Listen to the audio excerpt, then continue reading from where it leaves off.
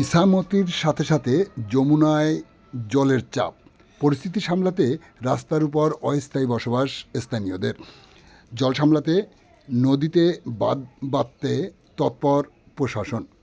আপনারা দেখছেন সেই বিশেষ মুহূর্তে ধারণকৃত ভিডিও চিত্র আজকের স্বপ্নগরের ক্যামেরায়।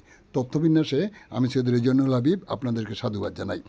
সম্প্রতি নিম্নচাপের দরুন টানা প্রবল বর্ষণ, সাথে সাথে ভরা কোটালের প্রভাবে স্বরূপনগরের ইছামতি সহ যমুনা নদীতে জলের চাপ। জল বৃদ্ধি পেয়ে ঢুকছে নদীর পার্শ্ববর্তী গ্রামে। জলের তলায় সবজি থেকে শুরু করে ফসলের হাজার হাজার বিঘা জমি ধান নষ্ট হচ্ছে। জলের চাপে স্থানীয়রা বসতবাড়ি ছেড়ে অন্যত্র আশ্রয় নিয়েছে রাস্তার ধারে উঁচু জমিতে। এমনই চিত্র দেখা গেল স্বরূপনগর চারঘাট জিপির মোল্লাডাঙ্গা গ্রামে। কেন তারা বসতবাড়ি ছেড়ে অস্থায়ীভাবে সেখানে বসবাস শুরু করেছে জেনে নেব বানভাসী ওই মানুষগুলোর নিকট। বাবা, রাস্তার পাশে এখানে রান্নাবান্না করছেন? হ্যাঁ, কেন? বন্যার জল উঠে গিয়েছে, তাই আমরা এখানে এসে রাস্তার পাশে রান্না বান্না করছি। কবে বাড়ি ছেড়েছেন? কবে? আজকে 5 দিন হয়ে গেছে। 5 দিন। কি নাম আপনার? মৌমিতা সর্দার। এই জায়গাটার নাম কি? মোল্লাডাঙ্গা। সরকারিভাবে কোনো ত্রাণ পাচ্ছেন? না, আমরা কিছু সাহায্য পাইনি। পঞ্চায়েতের থেকে কেউ এসেছিল এখানে? না, আসেনি। আপনাদের কোনো খোঁজ খবর রাখেনি? না। এখানে কি সাপ বা অন্যান্য বিষাক্ত পোকামাকড়ের কোনো উপদ্রব লক্ষ্য করছেন? হ্যাঁ, সাপ তো আছে। আচ্ছা, আতঙ্কে আছেন? হ্যাঁ। বাচ্চা কাচ্চা কোথায় আছে? এই যে আমার একটাই মেয়ে হয়েছে। একটা মেয়ে আছে। জল কি পরপর বাড়ছে? হ্যাঁ, জল বাড়ছে।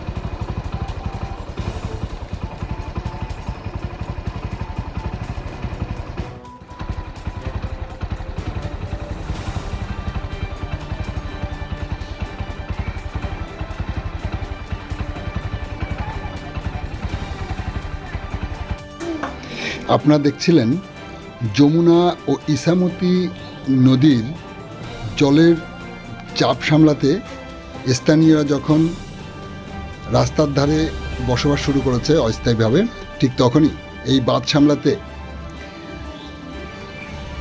প্রশাসনের উদ্যোগে চলছে বাঁধ মেরামতের কাজ।